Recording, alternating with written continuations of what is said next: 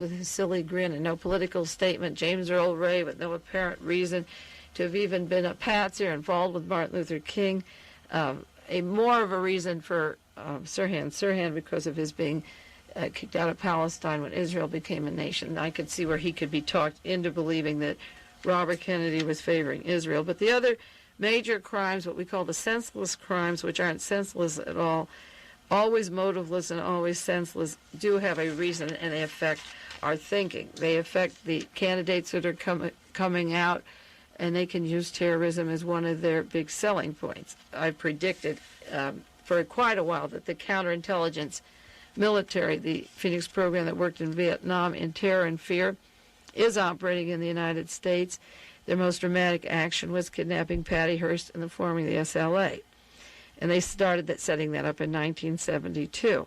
And I also predicted that any possible kind of violence would be coming along our way if the Democrats had a winning ticket. And with Fritz Mondale and Jimmy Carter, they have one. And we can expect anything from an atomic bomb being dropped in a city and blaming the terrorists to chemical warfare coming along, or the seeping of the gas at Utah, or continuous kidnappings and large assaults on population. This is what Operation Chaos was about. The CIA did it in every other country that they were going to overthrow. They had charted plans of testing people's emotions against each other. And Operation Chaos was part of the CIA plan, and it could be applied to this kind of terror.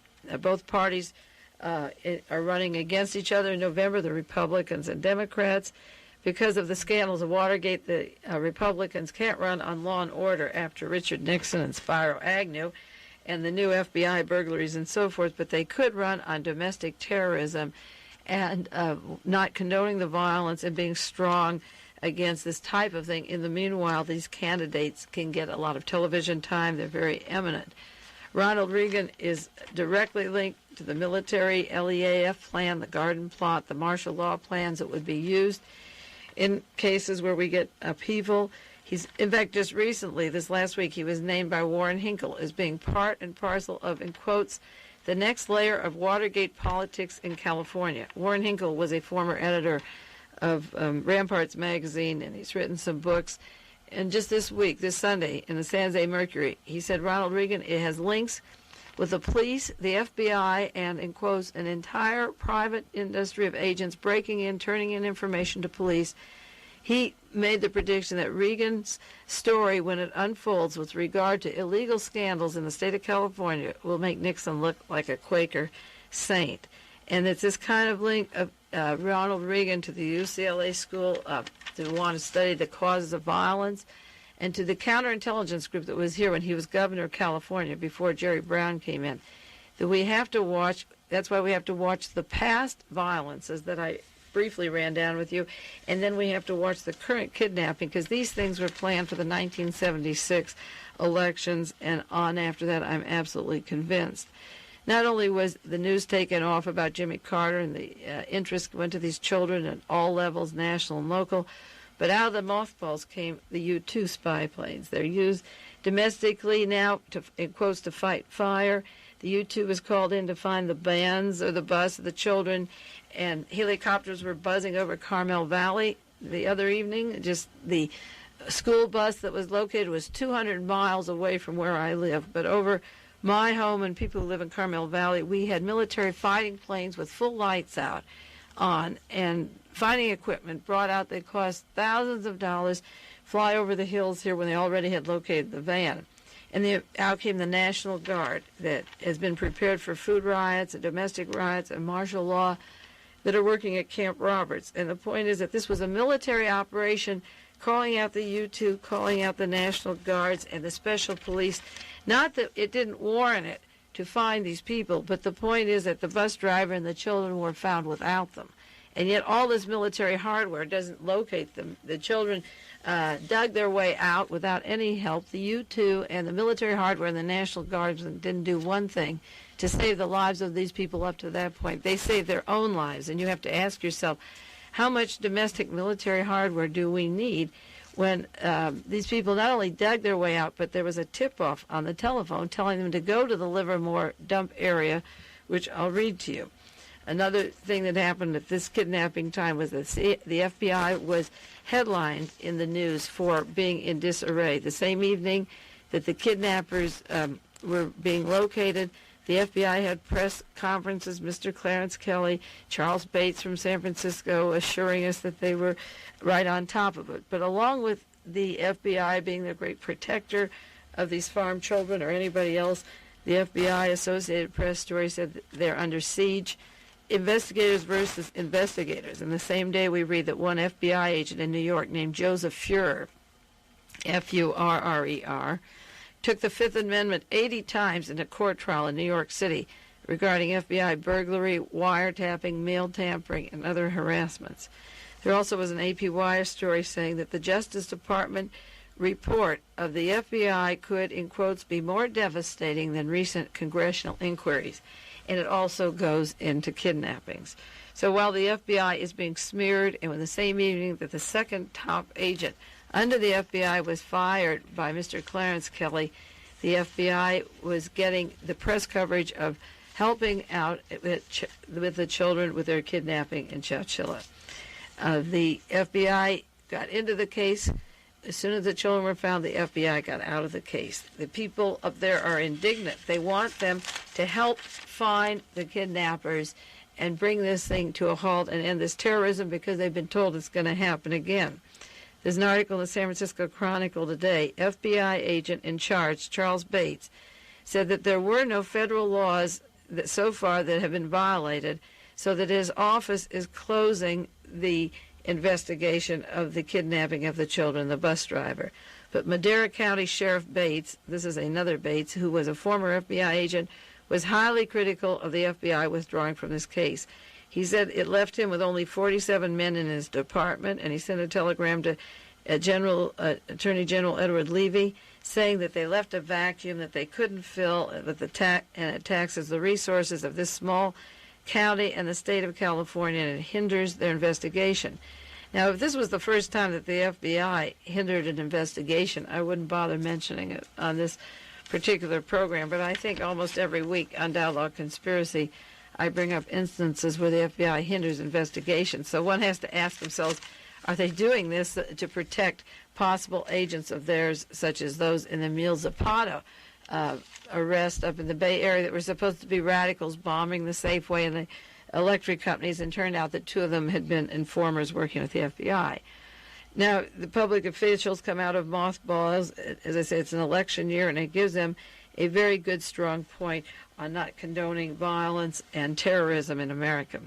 The school busing has been an election issue. In 1972, Charles Colson wrote in his book how Richard Nixon used it to fire up the racism and the extreme right to get votes on the busing issue. Gerald Ford has been in the hot seat because of the Boston busing issue.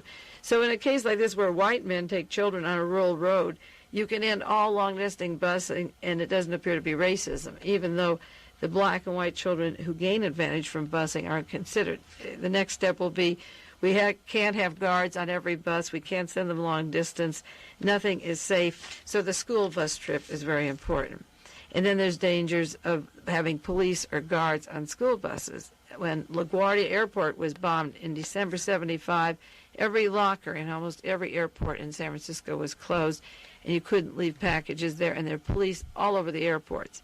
When people die in car accidents, such as July 4th, where several hundred people died, we didn't take cars off the road.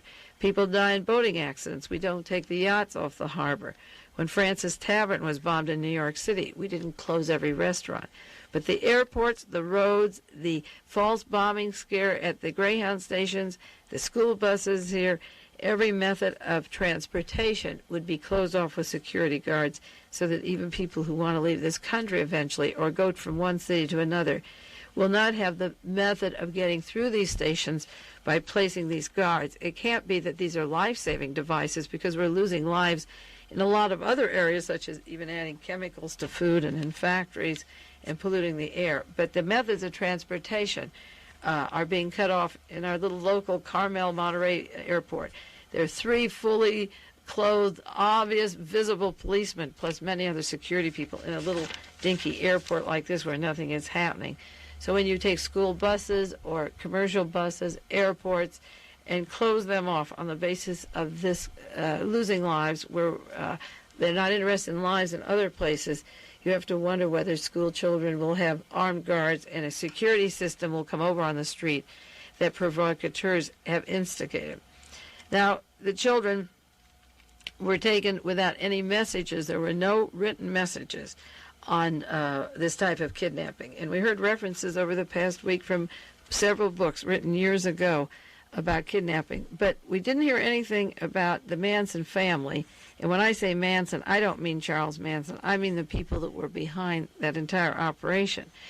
There's one quotation of Ed Sanders in the book The Family, which is the story of the Manson family. It's on page 185 of my volume. It says, Manson and his gangs and bikers and women were avowed racists, and they were waiting for the great white-black war to take shape. Sanders wrote, one of the Manson's dune buggy fantasies was to kidnap schoolgirls when they get off the school bus in rural areas and snatch them, and take them to a desert hideout. Another reference to kidnapping school children is in Argosy magazine, September 1970, and it has to do with the last messages of the Zodiac Killer. And I don't know how many of you in the Eastern California remember the last time that the dreaded Zodiac Killer surfaced. He had sent a message claiming that he had killed 34 people in California. But his very last message that he said, I'm going to go after school children, and I'm going to change my method, he warned. He said, school children, make nice targets. And he said, this is my first warning. Harper's Magazine in May 1974 had an article on California massacres. And they quoted again the Zodiac. He said, I will change my method to make killings appear as robberies, anger, or fake accidents. And I think of the Carmichael Bank robbery in California near Sacramento, where a woman was killed. The police said they had 8 suspects, but they were not going to charge any of them. Stephen Celaya was charged and held, even though there was perjury or forged. The testimony was not truthful about where he was the day that this woman was murdered. There was a case of a robbery. A woman was shot down on the street, and the other suspects were allowed to be free and not arrested. Was the bus that went from Yuba City, which links to the Zodiac modus operandi, and the brakes were removed, was that bus a fake accident involving school children? Because he said, I'm going to change my method. And the point is that the John Fraser trial of Dr. and Mrs. Oda and the children's secretary, where John was charged with those killings, was linked to Yuba City, the home of the Corona killing, and also where the Zodiac was operating. He gave this first warning. He said, I'm contemplating mass slaughter on the bus. And that was the last time we heard from the Zodiac Killer. I have a copy of a letter that a woman sent to Judge Charles Franich, F-R-A-N-I-C-H, at the time that John Fraser was being charged with the killing of the Oda family. And she wrote to him, I have the letter at home, and I read it to law enforcement agents in Sacramento and San Francisco today, asking if they were familiar with it, because she claimed that the Zodiac Killer was sitting in the back of the courtroom, and that he had always said this is the same person who was going to kidnap children and be on the bus someday. And she said John Fraser would look back at him in the courtroom and maybe was afraid that they would kill his wife if he said anything. This woman wrote to Judge Franich that the International White Guard, a racist organization, was responsible for the Oda killing and had set up Fraser. The International White Guard. I think international is interesting because one of the 3 men that the children heard in Chowchilla, California, spoke with a French accent. It may or may not be anything, but I think it's worth investigating. The method of kidnapping this week in Chowchilla would lead to the same mentality as the International White Guard, and the only people to gain from this would be the racists, the people that are afraid of strangers coming through. And even though they weren't done, the kidnappings weren't done by white people, the racists use it for election politics, so it serves the same purpose. And the Zodiac, as I say, was going for the school children. I think that the officials in San Francisco were not appreciative when I asked them about this information about the White Guard. I called a man in Sacramento today who is in charge of all handwriting of the Zodiac. No handwritten document has been presented in regard to the Chowchilla affair. But he told me that the Sacramento Criminal Investigation is considering it as a Zodiac operation. He told me that today, and he worked for law enforcement